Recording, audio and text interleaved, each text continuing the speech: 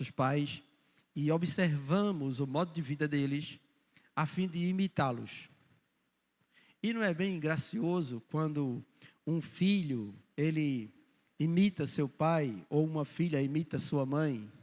A gente não acha aquilo maravilhoso e lindo assim? Então, quando alguém tem criança pequena, menino, homem, né? E aí o pai se veste, aí bota a mão no bolso, aí o menino olha para ele e vai e bota a mão no bolso também. Faz a mesma coisa. Não é assim que a gente faz? Pronto. Então, a gente precisa também imaginar isso em relação a Deus para imitarmos o Senhor em tudo e em todas as coisas. E ao nosso Cristo também, em todos os atos de bondade e todas as coisas concernentes ao que é verdadeiro, justo, puro, amável, de boa fama, para pôr em prática gestos e tudo mais. Inclusive coisas que nós pomos os nossos olhos. Tá? Todo mundo aqui sabe que se nós passarmos um bom tempo na noite olhando o nosso celular, tem muitas coisas que aparecem lá.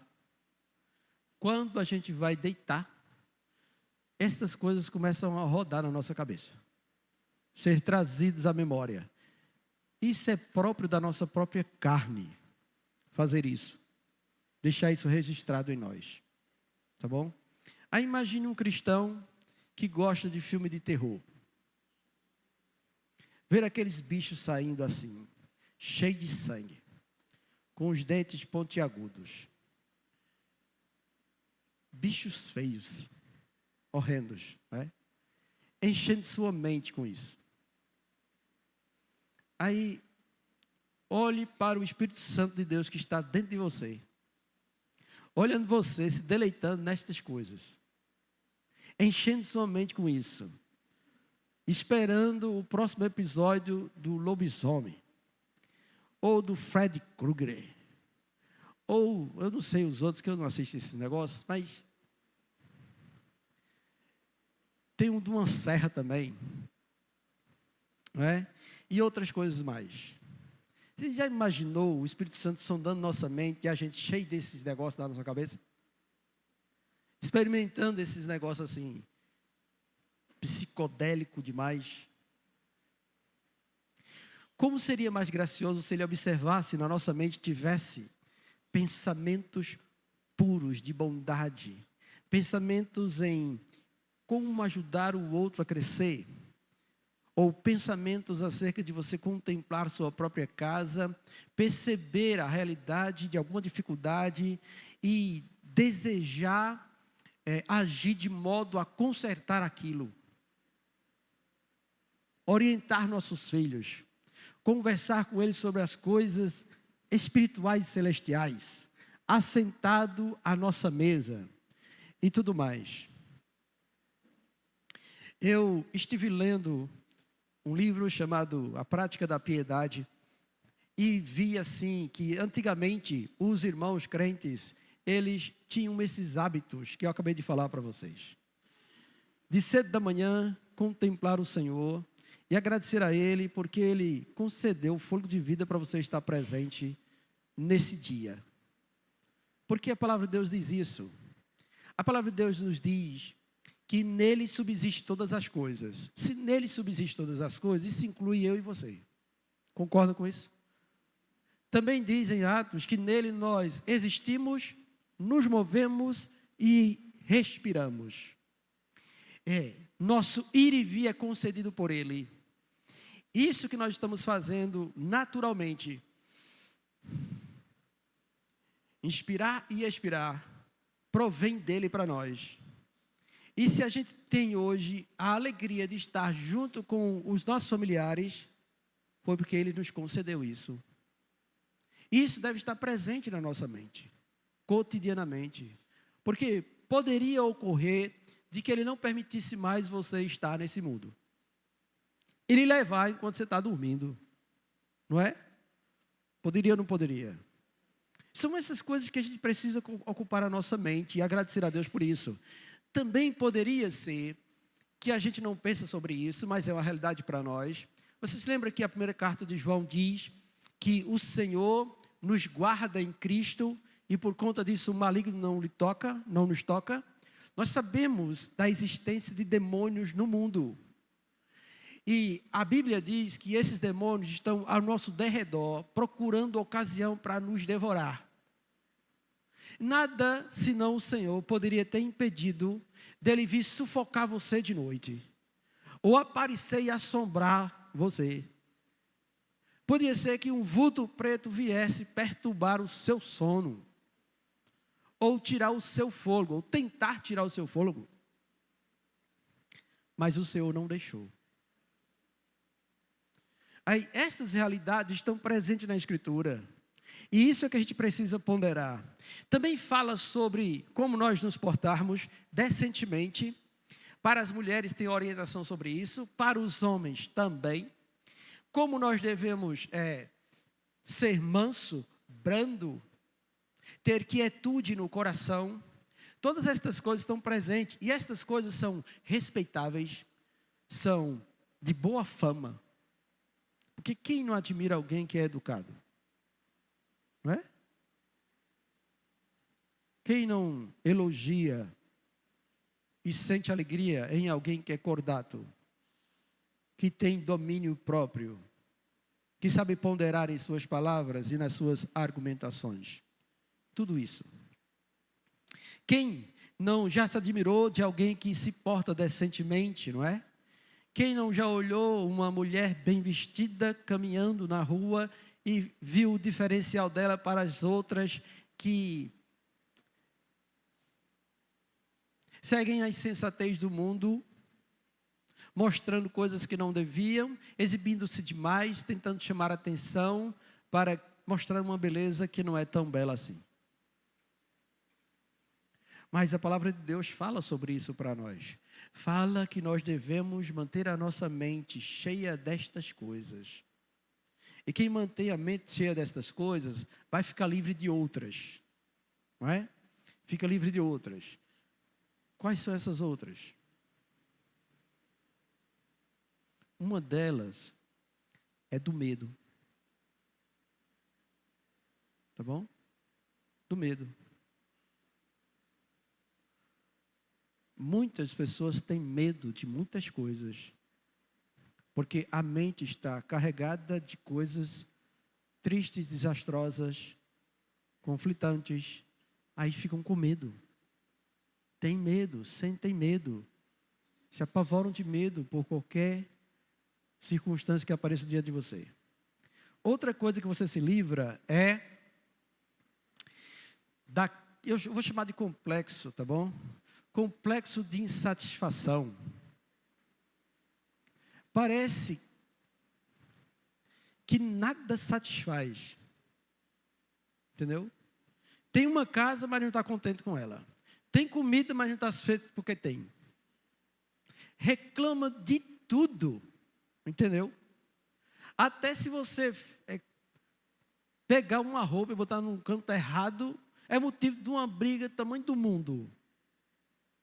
Aí, quando você se depara com isso, é preciso pensar o que está acontecendo com você para agir desse modo. Não que a gente vai viver também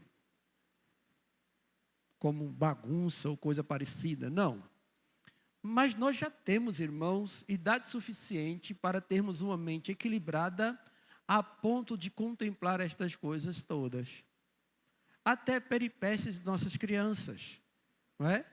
Porque elas podem, às vezes, causar tumulto dentro da nossa casa, coisas próprias de menino, de subir em imóvel, de pegar um negócio e quebrar, vai jogar bola e dando a bola na TV de 50 polegadas e quebra ela todinha, trinca ela de cima a baixo.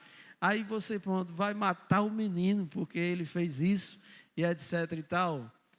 Seja grato porque seu filho caminha, tem força para tirar uma bola numa TV, né, e etc e tal. E fale com ele de maneira adequada, mas não extrapole.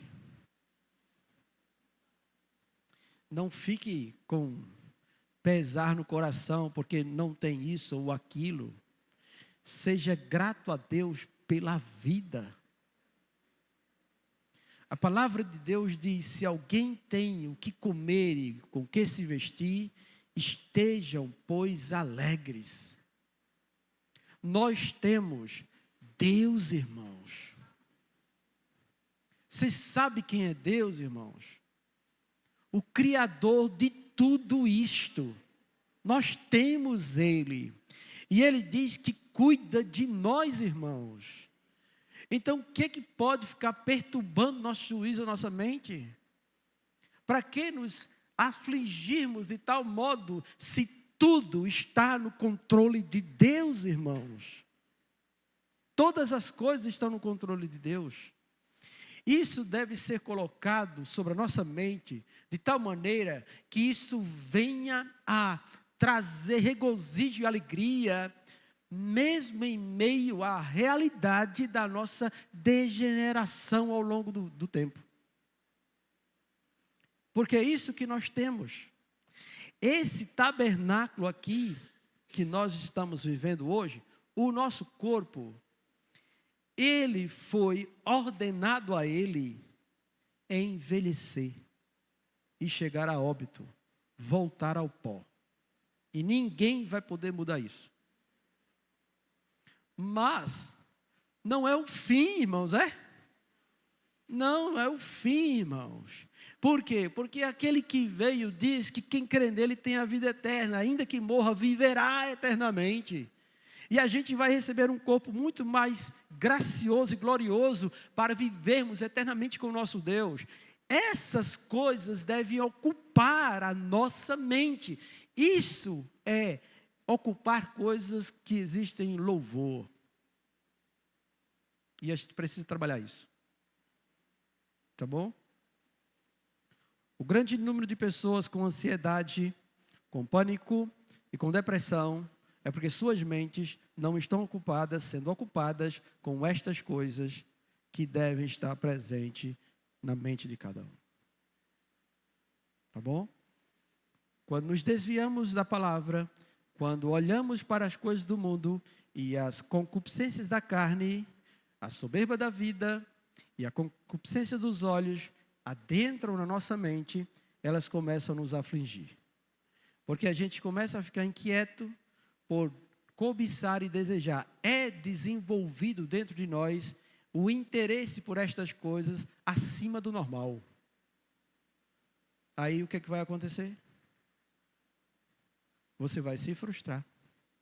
Você vai fazer de tudo para conquistar. E quando até você conquista tudo isso, perde a graça. Fora o tempo que você perdeu de estar muito feliz, sem esse peso de preocupação, por conta desta realidade. Então a gente precisa olhar para nós. O Senhor nos deu uma mente renovada. E essa mente renovada tem que se encher da verdade de Deus, para provar plenitude de alegria na presença do Senhor. Entendido isso? Alguém tem alguma pergunta a fazer? Irmã Creuza. Amém, irmã Creuza. Louvado seja Deus, irmã Creuza. Só o Senhor é Deus, não é? Então, nós temos isso da parte do Senhor. Aí o próximo texto nosso é 1 Pedro. Aí o El está onde? O microfone está com o Neto. Neto, você mesmo lê. 1 Pedro, capítulo 1, verso 13. Capítulo 4, verso 7. Capítulo 5, verso 8. Esses textos... Foi? Certo. Esses textos vão nos exortar a sermos sóbrios. 1 Pedro 1,13, pode ler, Neto. Por isso, cingindo o vosso entendimento, sede sóbrios e esperai inteiramente na graça que vos está sendo trazida na revelação de Jesus Cristo. Pode ler o 4,7 e o 5,8 também. 4,7. Ora, o fim de todas as coisas está próximo. Sede, portanto, criteriosos e sóbrios, a bem das vossas orações. 5:8. Sede sóbrios e vigilantes. O diabo, vosso adversário, anda em derredor, como leão que ruge procurando alguém para devorar. Louvado seja Deus. Agora, o apóstolo Pedro, a palavra de Deus, vai pedir que a gente, nessa mente renovada, atente para a realidade a qual nós estamos inseridos. O verso 13, ele vai encerrar a sessão onde Pedro está falando sobre nossa salvação. E aí ele fala que essa salvação foi projetada por Deus e que os profetas tiveram curiosidade de saber acerca dela, quando é que se cumpria todas as coisas. E agora que as coisas se cumpriram, que Cristo veio, encarnou, realizou esta salvação, inaugurou a nova aliança, e agora foi elevado às alturas e está dando continuidade a esse plano de Deus, no qual nós já sabemos que Jesus voltará para concretizar.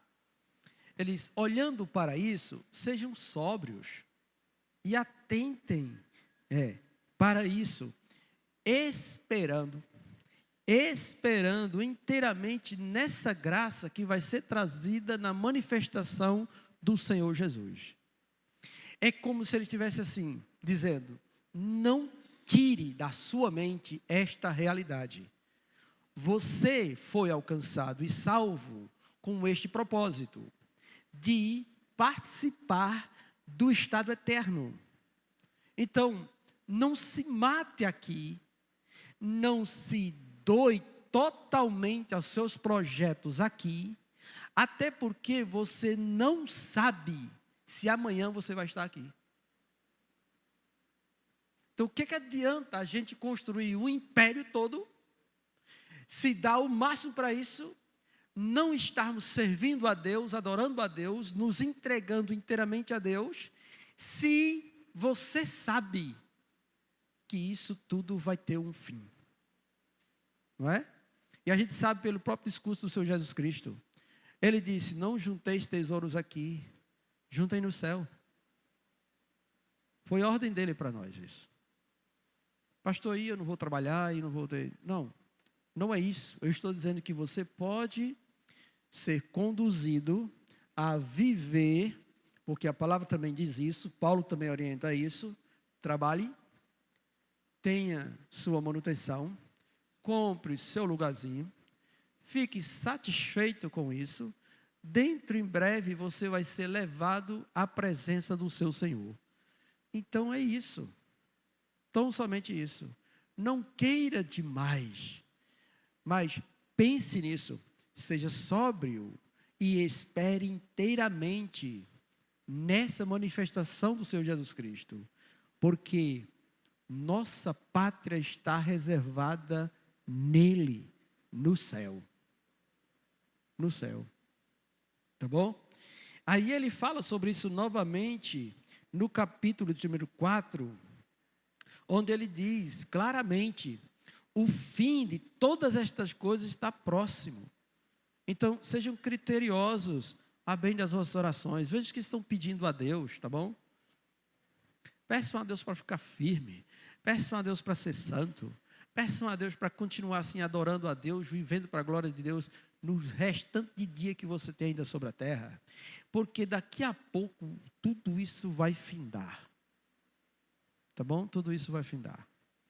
E a gente pondera sobre isso. Eu conversei com Ana Paula um dia desse sobre esta realidade que a gente enfrenta de família, não é? De família.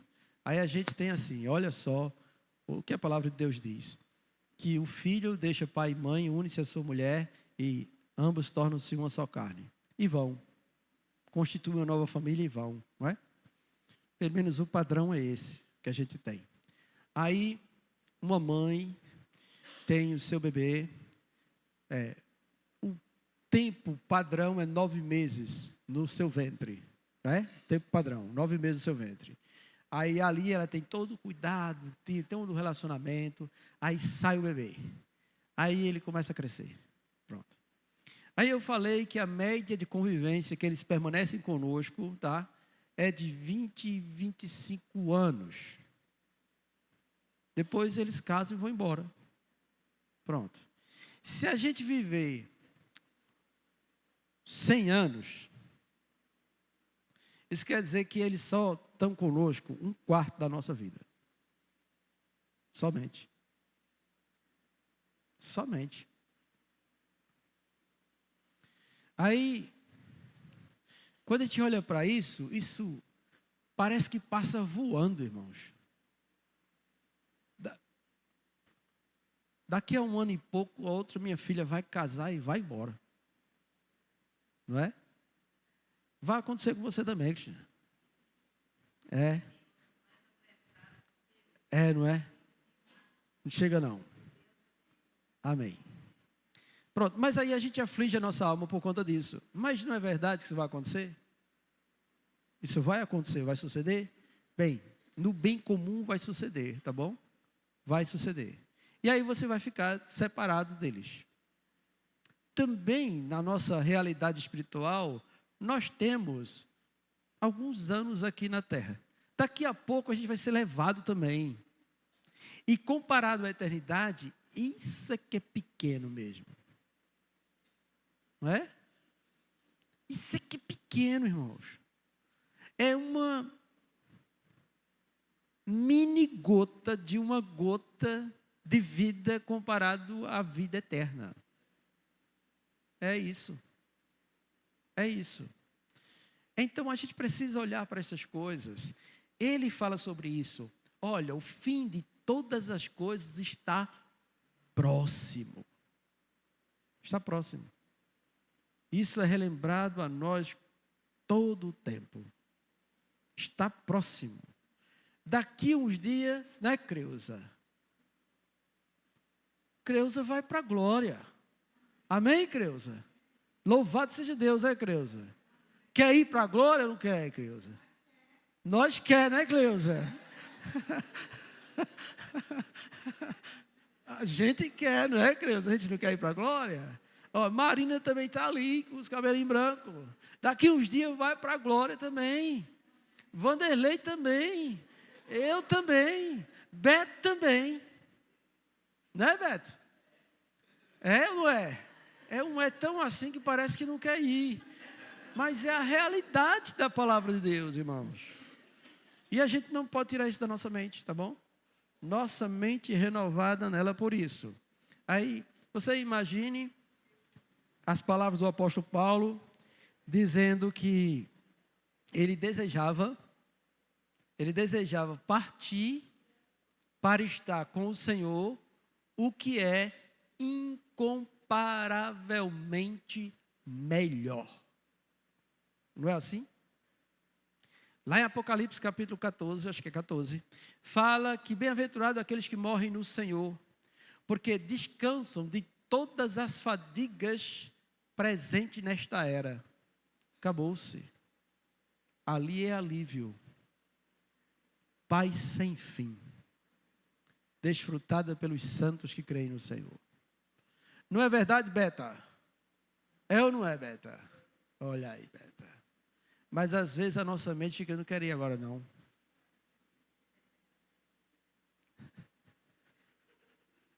Quero ir agora não. Não é, Vani? Esperando o que é? É? De nascer, é? O neto? Meu neto. É.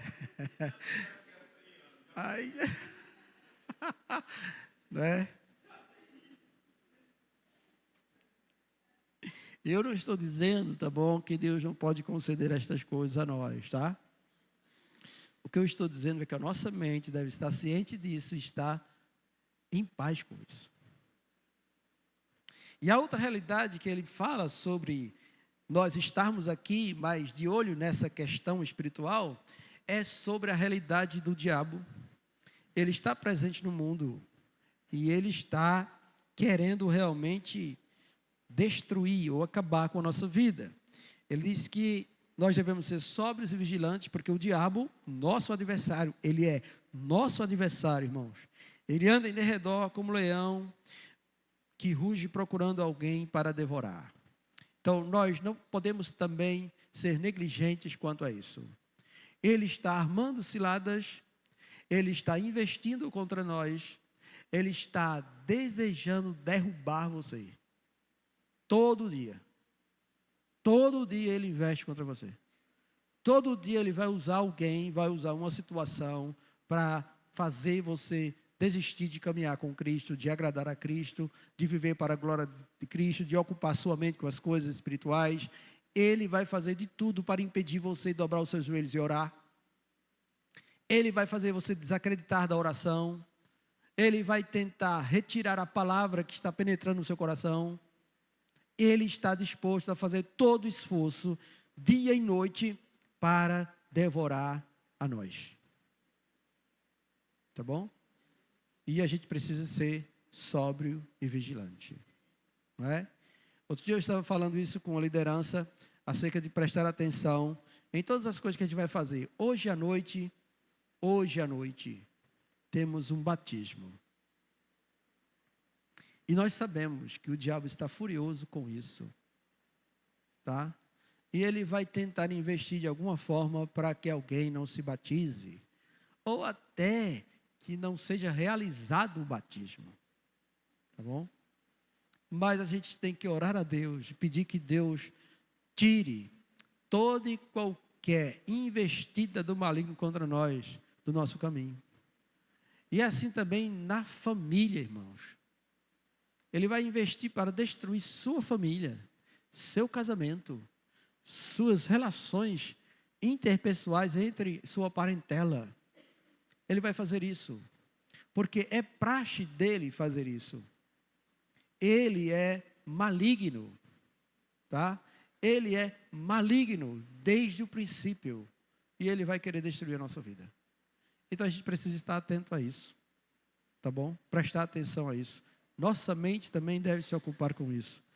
E nos humilharmos debaixo da potente mão de Deus, porque somente Deus pode nos livrar da fúria do maligno.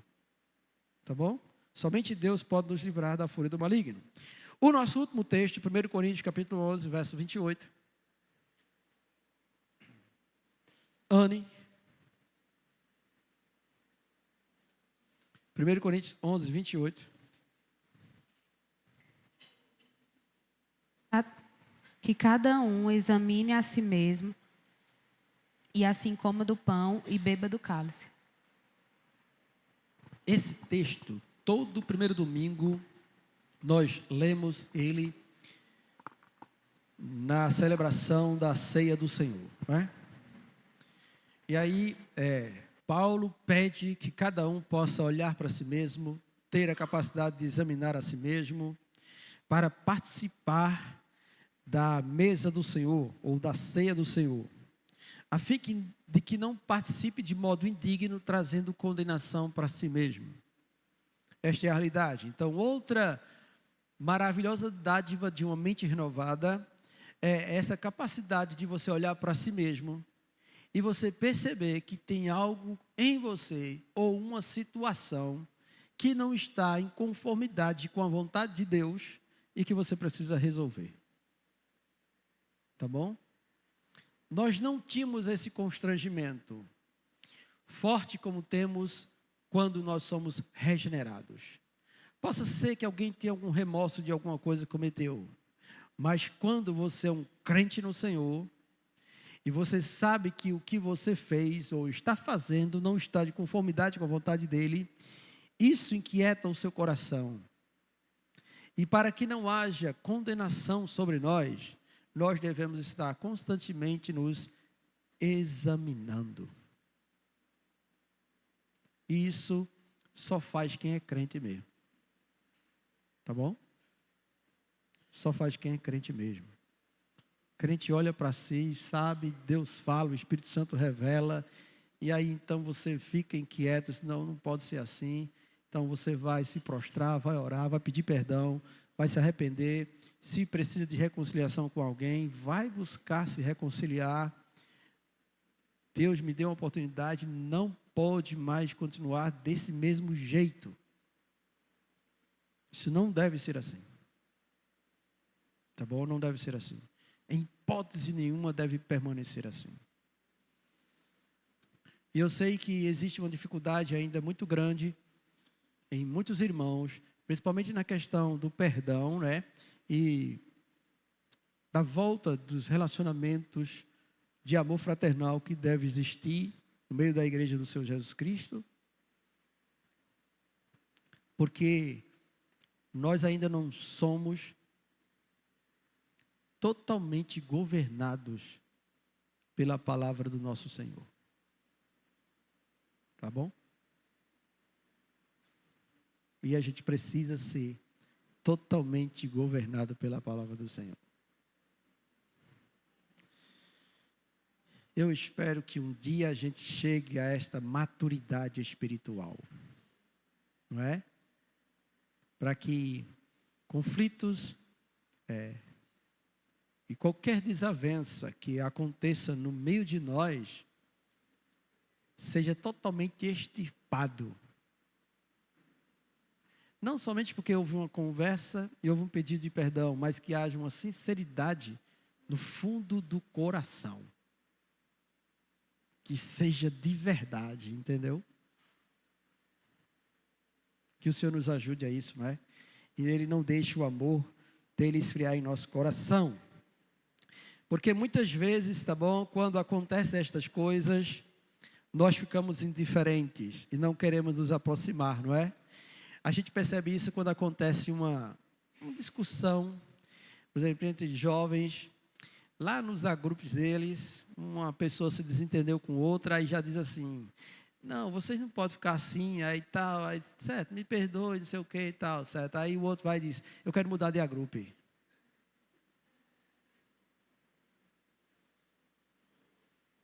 quero mudar de agrupo, eu quero mudar de grupo pequeno. Eu vou para outro grupo pequeno. Então, quando isso acontece, você sabe que a coisa não está como deveria estar. Não é? Não está como deveria estar. E a gente precisa examinar a nós mesmos. Aí imagine alguém vindo participar da ceia com esse sentimento, não é? Está tudo bem com vocês? Está bem. A gente conversou, se perdoou. Foi. Pode andar de mão dada? Não. Não pode. Não consigo. Então não está bem. Quiçá eu pudesse fazer como eu fico com minhas filhas, né? Você lembra o que eu fiz? Amarrei as duas. Amarrei as duas. Ficaram brigando. Disse, vocês não podem brigar, vocês são irmãs. Amarrei as duas. Amarrei literalmente as duas. Vocês vão ficar amarradas agora para vocês saberem que não pode mais brigar. Amarrei as duas. Hoje talvez eu fosse preso pelo como é o negócio do menor. Mas eu amarrei as duas. Aí eu disse, eu quero ir no banheiro. Vá com sua irmã. E como é que eu vou? Ela ajuda você. Mas vai as duas amarradas para saber, para nunca mais brigar. No instante aprenderam. Aí começaram a dizer, vou amarrar de novo. Aí, se Deus tratasse a gente assim, não era? Vou amarrar. Mas que a gente possa examinar a nós mesmos, irmãos, para que possamos estar de modo digno e assim agradar o nosso Deus, tá bom? Bem, essa foi a parte da mente renovada. Existem outros textos que fazem a gente ser exortado a pensar nas palavras, nas ações, em tudo que concerne a nossa vida, tá bom? Mas esse ponto já dá para a gente refletir sobre isso. Você tem uma mente renovada. Isso eu também falei para uma pessoa quando ela disse que foi criada de um modo que não recebeu amor nem carinho na família onde ela foi criada. E por conta disso ela não sabia amar, não sabia ser assim, carinhosa, mansa, cordata. Não tinha essa inclinação, porque não aprendeu isso, foi criado na grosseria. Sai para lá, menino, não sei para que tu nasceu. Estas coisas todas, entendeu? Aí, certo, eu entendo que você passou por isso. Mas agora você é nova criatura. O Espírito Santo está em você. Você agora é capaz de aprender a amar. Até porque o fruto do Espírito tem amor, é amor. Então você pode aprender a fazer isso. E Deus nos ensina a fazer isso. Porque Ele mesmo é amor. Então não há desculpa para isso. Não, mas eu nasci assim. Bem, só se você não é crente. Se você não é crente, você vai permanecer do mesmo jeito. Mas se você é um crente verdadeiro, você vai ser transformado à imagem de Jesus Cristo. E você vai aprender estas coisas. Tá bom? Nós temos isso. Pela graça de Deus, nós temos isso. Bem, depois disso vem outra implicação. Aí, passa aí no computador, que aqui não está passando não.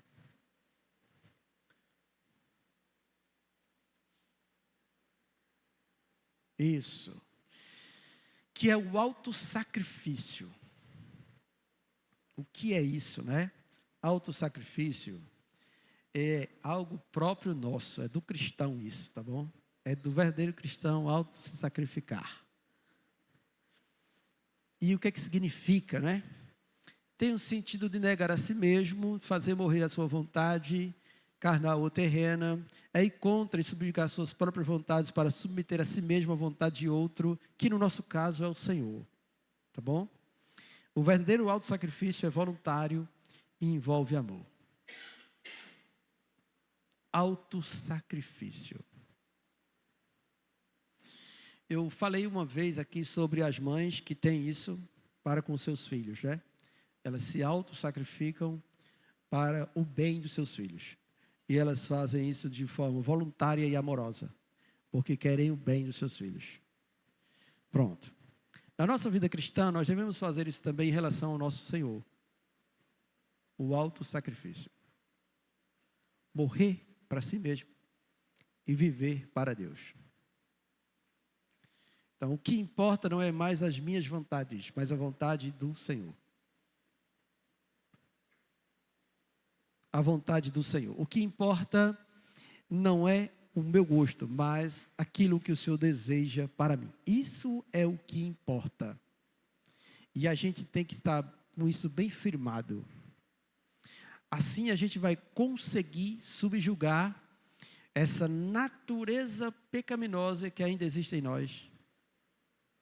E que ainda tenta ser o Senhor do seu coração, da sua mente e da sua vontade.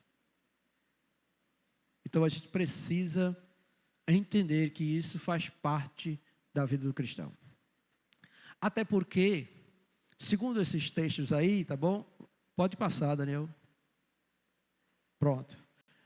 Segundo esses textos aí, ninguém pode ser discípulo do Senhor sem essa autossacrificação, esse autossacrifício. Beta, Lucas 14:33. Valeu, Daniel. Lucas 14:33. Vanderlei, que está próximo. Mateus 8, 18 ao 22. Luciana, Mateus 10, 37 ao 39. Luciene, João 12, 24 a 26. Lucas 14:33, irmã Beta. Assim, pois, qualquer de vós que não renuncia a tudo quanto tem, não pode ser meu discípulo. Está vendo aí? Pode ler de novo, Beta. Leia de novo, Beta. Leia de novo, Beta. Leia de novo. Leia de novo, Beta. Assim, pois, qualquer de vós que não renuncia a tudo quanto tem, não pode ser meu discípulo. Eita, Beta. Está vendo aí? Não é forte isso? É forte ou não é? Pronto. Está claro para nós isso? Qualquer um que não renuncia a tudo quanto tem, não pode ser meu discípulo. Não pode. Tá bom? Não pode. Não tem condições de ser. Mateus 8, 18 a 22. Vendo Jesus, muita gente ao seu redor, ordenou que passassem para a outra margem. Então, aproximando-se dele, um escriba disse-lhe: Mestre, seguir-te-ei para onde quer que fores. Mas Jesus lhe respondeu: as raposas têm seus covis e as aves do céu ninhos, mas o Filho do Homem não tem onde reclinar a cabeça. E outro dos discípulos lhe disse: Senhor, permite-me ir primeiro sepultar meu pai? Replicou-lhe, porém, Jesus: segue-me e deixa os mortos o sepultar os seus próprios mortos. Muito bem.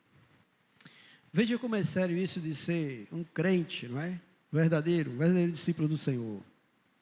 Ele faz com que a gente possa pensar e refletir sobre isso.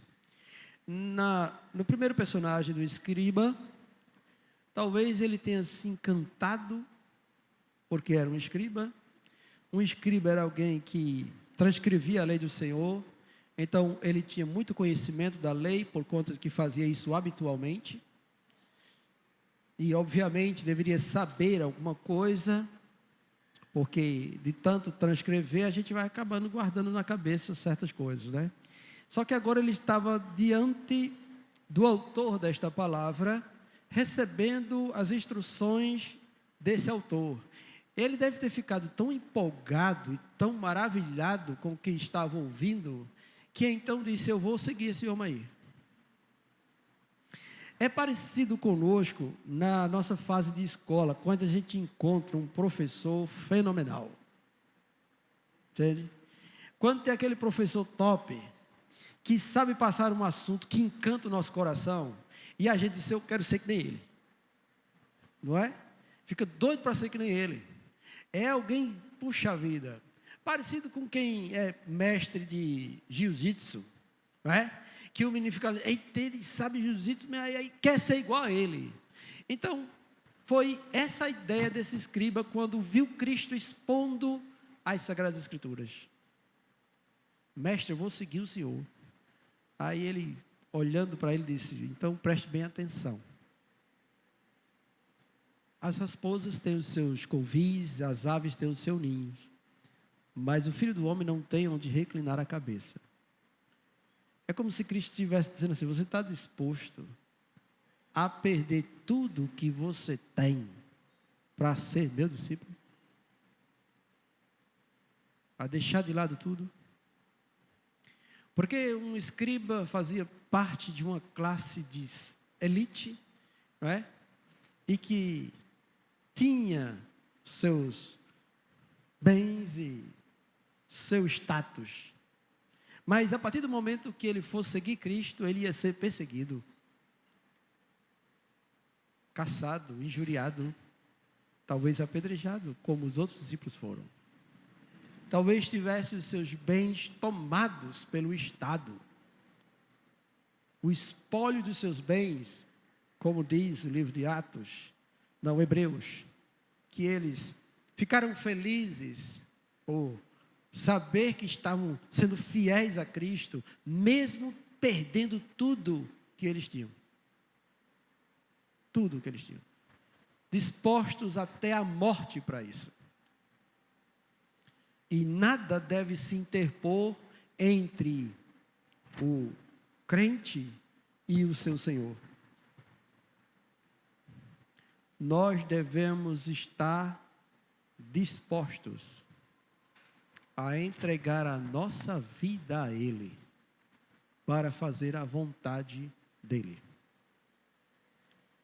O segundo vai colocar assim: deixe primeiro eu sepultar meu pai, ou a ideia que muitos estudiosos dizem é que ele estava dizendo assim: Senhor, deixe primeiro meu pai falecer e eu enterrar ele, depois eu vou seguir o Senhor. Aí Jesus diz: não, deixe que os mortos enterrem os seus mortos, mas você vem e me siga. Eles não vão ficar desamparados, vai ter alguém para cuidar disso, você não precisa se preocupar. Você precisa me seguir, acima de todos eles. Aí os outros textos também vão falar sobre isso, não é? Mateus 10, 37 a 39. É Luciana? Quem ama seu pai ou sua mãe mais do que a mim, não é digno de mim.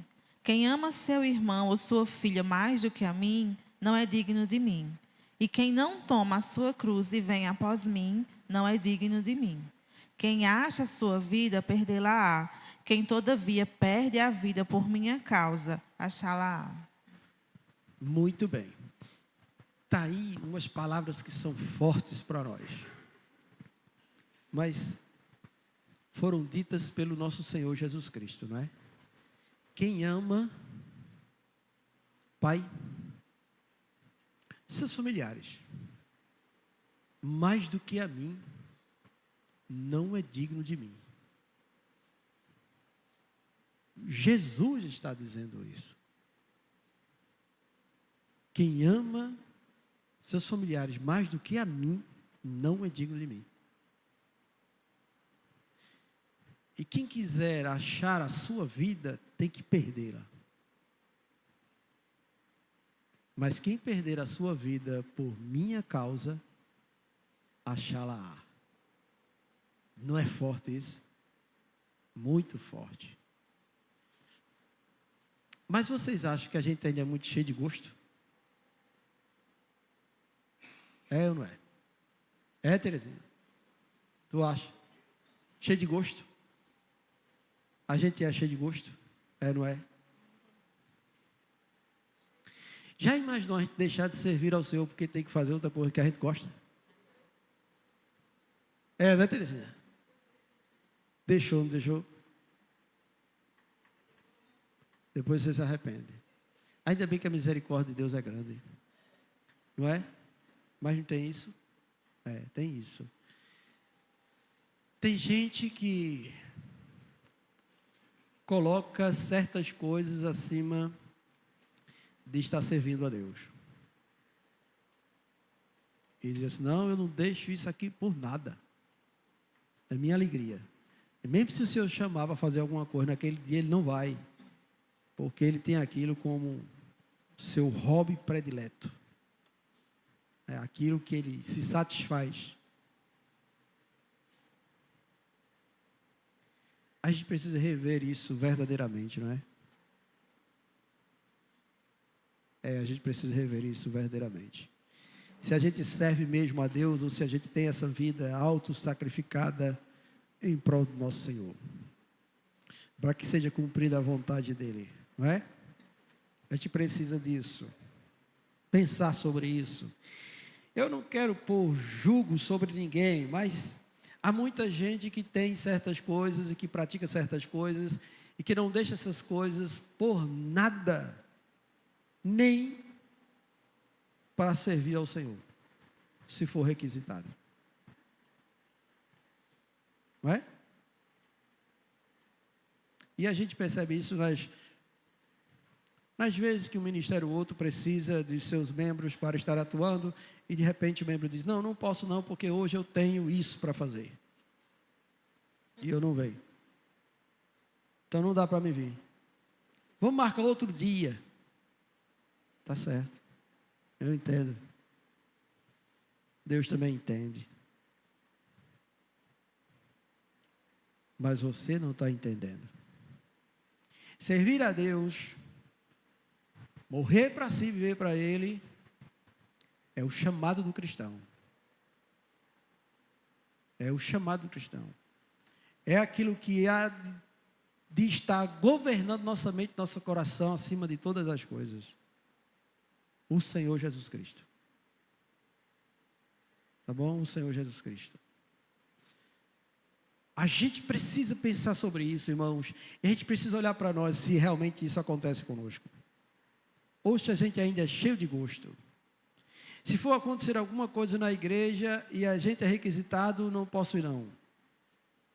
Porque eu tenho algo que tenho que fazer, que poderia ser deixado de fazer, tá bom? Que eu não estou falando de trabalho não, porque trabalho é necessário você estar lá. Isso é fato, tá bom? Mas de coisas que podem ser renunciadas e você não renuncia, porque você não quer renunciar àquilo para servir ao seu Senhor.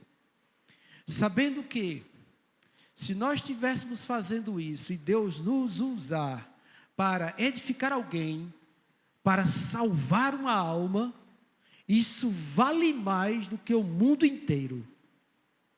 Muito mais do que o mundo inteiro. Mas a gente ainda é cheio de gosto. Tá bom? A gente é cheio de gosto, irmãos. E a gente precisa aprender a morrer. Nós precisamos viver isso aí. Se alguém ama qualquer outra coisa acima de mim, não é digno de mim. Por que isso? Por que essa exigência tão alta? Por quê? Porque você estava morto e Ele lhe deu vida. Você não tinha possibilidade nenhuma de vivificar-se. Ele deu a sua vida por você. Ele morreu para que você tivesse vida. Então você precisa aprender a morrer para que Ele viva em você. Você precisa disso. Nós precisamos disso. Tá bom? Porque parece muito bom nós crermos assim, Jesus morreu por nós, né? Deu a sua vida. Ele foi levado à cruz para perdoar os nossos pecados, para que a gente tenha vida eterna. Aí a gente, oh, glória, aleluia. Aí a gente agora pega essa vida que Ele nos deu e quer viver do jeito da gente. Do jeito da nossa carne. E não é assim. Você morreu com Ele, para que Ele viva em você. Cristo que vive em mim, Terezinha. Eita glória, Terezinha. É isso aí. Tá bom? E a gente precisa botar isso em prática. Esse autossacrifício. Nós precisamos colocar isso em prática. João 12, 24, 26, é Luciene. Em verdade lhes digo, se o grão de trigo caindo na terra não morrer, fica ele só. Mas se morrer, produz muito fruto. Quem ama a sua vida, perde-a. Mas aquele que odeia a sua vida neste mundo, irá preservá-la para a vida eterna. Se alguém me serve, siga-me. E onde eu estou, ali estará também o meu servo. E se alguém me servir, meu Pai o honrará. Está vendo aí coisa grandiosa? Aí, para a gente não ficar descontente com a nossa morte, né? Ele faz essas promessas grandiosas, não é? Se alguém me segue, onde eu estou, você vai estar. E não somente isso, mas o meu Pai vai honrar você. Quer dizer, Ele vai abençoar a sua vida também, para que você sinta prazer e alegria e deleite em morrer para o Senhor. Mas o texto deixa claro, irmãos, que se o grão de trigo não morrer, ele fica só. Mas se ele morrer, ele produz muito fruto. Aí a nossa frutificação tem a ver com a nossa morte. Nosso autossacrifício. A verdadeira frutificação que o Senhor está falando tem a ver com isso. Não é? E como é bom quando a gente encontra pessoas que fazem isso e vê realmente como Deus é na vida dessas pessoas, né? Deus se faz presente, Deus supre, Deus faz coisas sobrenaturais acontecer. Deus também usa para que outras pessoas possam ser edificadas e salvas também, alcançadas pelo Senhor. A gente fica maravilhado com os testemunhos que a gente tem dos missionários, dos pastores, daqueles que deram sua vida ao Senhor. Parece que só esses é que são chamados ao autossacrifício. Mas não é isso que a Bíblia descreve, principalmente quando Jesus está falando sobre isso. Porque até então tem a ver com ser discípulo de Cristo. Não tem a ver com ministérios, tem a ver com ser discípulo de Jesus. Tem a ver com alguém que precisa refletir a luz de Cristo no seu caminhar, na sua vida, independente ou se pensar em ministérios dentro de uma igreja. Tem a ver com viver Cristo na sua vida, no seu cotidiano. Tem a ver com isso. Tem a ver em sermos sensíveis de estarmos caminhando no nosso local de trabalho e o Espírito Santo falar ao nosso coração, para você olhar para aquela pessoa e você interceder por ela, ou até dizer algo a ela e perceber algo que Deus deseja falar com ela. Tem a ver com ser usado assim, para frutificar no reino de Deus. Tem a ver com essa disposição interna dentro de nós, de não pensar só em nós, não ficar olhando só para nós, mas de realmente se entregar ao Senhor e ver como Deus é presente no nosso dia a dia. Isso é tão lindo, irmãos, maravilhoso nós contemplarmos isso. Isso acontece logo cedo quando você acorda e começa a contemplar o Senhor, né? Hoje mesmo eu acordei cedo e 2 bem-te-vi vieram me cumprimentar. Elas olharam para mim e disseram, bem-te-vi. Eu disse, eu sei, Senhor. Recebi. Me regozijei. Bem-te-vi, eu sei que o Senhor está me vendo, Senhor. Eita, glória a Deus. Aí aquilo alegrou meu coração, né? Bem-te-vi. Eu disse, bendito seja o teu nome, Senhor.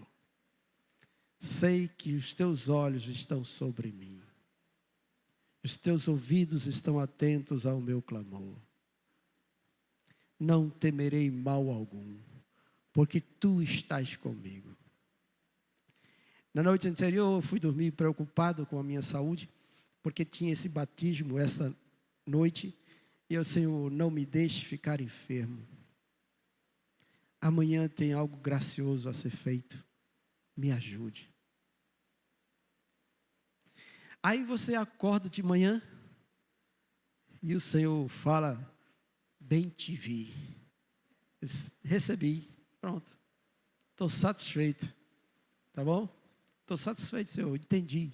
Louvado seja Deus. Não vou me preocupar. Deus está no controle de tudo.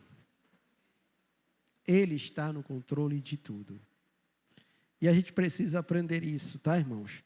A negar a si mesmo para que Deus possa revelar-se cada vez mais em nós. Também o apóstolo Paulo, ele fala sobre isso, sobre esse autossacrifício. 1 Coríntios 9, agora vai ser Núzia, que está na frente, Luciana, Núzia. Eita, Núzia, aleluia, ai meu Deus, Núzia. Chega, ficou branca, aleluia. Núzia, 1 Coríntios 9, do 19 ao 27. Não sou eu. Para aí, 19. E Odevan é 2 Coríntios 12, 15. Porque, sendo livre de todos, firme escravo de todos, a fim de ganhar o maior número possível. Procedi para com os judeus, como judeu, a fim de ganhar os judeus, para com os que vivem sobre o regime da lei, como se eu mesma assim vivesse, para ganhar os que vivem debaixo da lei, embora não seja eu debaixo da lei. Aos sem leis, como se eu mesma o fosse, não estando sem lei para com Deus, mas debaixo da lei de Cristo, para ganhar os que vivem fora do regime da lei. Firme e fraco para com os fracos, com o fim de ganhar os fracos. Firme tudo para com todos, com o fim de por todos os modos salvar alguns. Tudo faço por causa do Evangelho, com o fim de me tornar cooperador com eles. Não sabeis vós que os que correm no estádio, todos, na verdade, correm, mas um só leva o prêmio. Corri de tal maneira que o alcancei. Todo atleta em tudo se domina, aqueles para alcançar uma coroa corruptível. Nós, porém, a incorruptível, assim corro também. Eu não sem meta, assim luto, não como desferido golpes no ar, mas esmurro o meu corpo e o reduz à escravidão, para que, tendo pregado a outros, não venha eu mesmo a ser desqualificado. Amém. Está aí um exemplo de autossacrifício. Vocês vão perceber que no começo ele diz que, embora ele sendo livre, ele se fez escravos de todos. Como se ele estivesse disposto sempre a estar ali de prontidão para servir alguém, para pregar, para ensinar alguém. E ele diz que ele procede de várias maneiras para que muitos sejam alcançados. Ele fez-se fraco para com os fracos, ele se fez como judeus para ganhar os judeus, ele fez de tudo com todos, com o fim de ganhar a todos. Ele diz isso. E ele diz que ele faz isso a fim de cooperar com o Evangelho, para que o Evangelho alcance essas vidas. Aí depois ele dá o exemplo do atleta, e no final ele diz, assim também eu corro, não sem uma meta, sem um objetivo, sem aquilo que está bem claro dentro de mim, e que no caso dele é alcançar pessoas para Cristo e edificá-las. E ele diz que ele esmurra o próprio corpo, reduz ele à escravidão, para que ele, tendo pregado aos outros, não seja ele desqualificado. É alguém que tem uma visão do que é realmente autossacrifício. E que poderia estar vivendo muito bem, ou desfrutando do que Deus criou na terra, e etc e tal, sem se preocupar com os demais. Isso pode ser até aplicado àquele exemplo de não escandalizar o outro com algum hábito que você considera puro diante de Deus, mas que o outro ainda não. Como a questão de comer a carne de porco. Para alguns ainda é proibido, para outros a gente entende que Deus tornou puro todos os alimentos, então a gente pode se alimentar. Mas todavia, se você está na mesma mesa com alguém que ainda não chegou à maturidade disso, o que você é levado a fazer como autossacrifício? Abstenha-se disso, para que o outro seja edificado, para que você não fira a consciência dele, não é? Então a gente precisa praticar esse autossacrifício, a fim de alcançar as pessoas e edificar as pessoas. A gente precisa ser luz, e a gente precisa atentar para isso. A gente precisa morrer para algumas coisas, a fim de que outras pessoas possam ser alcançadas por causa do Evangelho. Por causa do Evangelho. Nós não podemos ser impedimentos para que as outras pessoas creiam no Evangelho, não é? Então a gente precisa atentar para isso. 2 Coríntios 12:15. Odevan. Eu de boa vontade gastarei e me deixarei gastar em favor de vocês. Se eu vos amo, cada vez mais será que eu vou ser amado?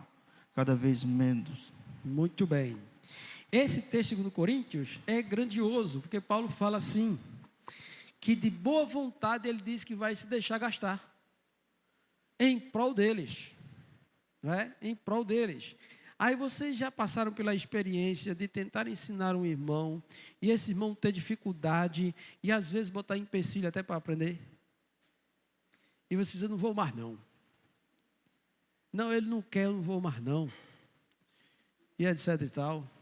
Mas Paulo está falando isso com a igreja inteira, com a igreja de Corinto. Eu de boa vontade ainda vou me deixar gastar por vocês.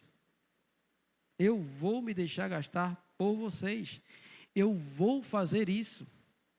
E ele diz ainda, irmãos, que ele vai fazer isso, assim, mesmo que ele seja menos amado. Tá? Menos amados. Na carta aos Gálatas, ele vai falar que ele está sentindo novamente dor de parto por aqueles cristãos.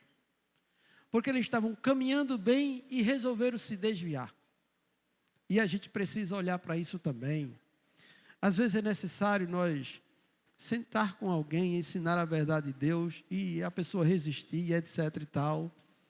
E a gente perceber que ele está meio assim, porque faz parte da natureza humana não querer mesmo a palavra de Deus, mas a gente precisa se auto-sacrificar em prol dos outros também. O texto de Atos 20, 24 vai falar que Paulo diz que em nada tenho a minha vida por preciosa, contanto que eu cumpra cabalmente o ministério que eu recebi do Senhor Jesus Cristo e proclamar o evangelho da graça de Deus. Então, ele mesmo disse isso. E ele é exemplo para nós. E o último texto, Filipenses 4:9, é aquela exortação, ele diz assim: o que você ouviu, viu e aprendeu de mim, isso vocês pratiquem. Sejam assim. Então sejam dispostos, tá bom? O meu desejo é que vocês que estão aqui, nessa escola bíblica, ouvindo esta aula hoje, é que vocês possam ser dispostos a auto-sacrificar-se em prol do Senhor e do seu reino. É isso. O meu desejo é que você possa colocar isso no seu coração e não deixar que nada venha impedir isso. Nem a negligência dos outros que você está ajudando seja impedimento de você continuar firme nisso. Porque em breve nós veremos o fruto desse auto-sacrifício. O Senhor diz que o lavrador é o primeiro a provar dos frutos. E sua palavra não falha. De forma nenhuma falha. Vamos orar por isso? Amém? Maravilhoso Senhor. Muito obrigado a Deus por esta manhã e pela porção, Senhor, de Tua palavra, Senhor, refletida neste dia.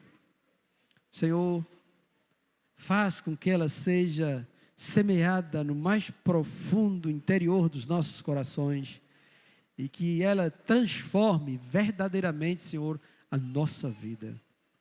Senhor, seja o Senhor glorificado, Senhor, neste lugar, na vida de cada um dos meus irmãos, e que o Senhor, ó Deus, possa alcançar muitos outros, Senhor, através desta aula, Senhor, para o louvor do Teu santo nome. E que venhamos, ó Deus, a renunciar tudo em nós, por amor a Ti. Em nome do Senhor Jesus Cristo. Amém.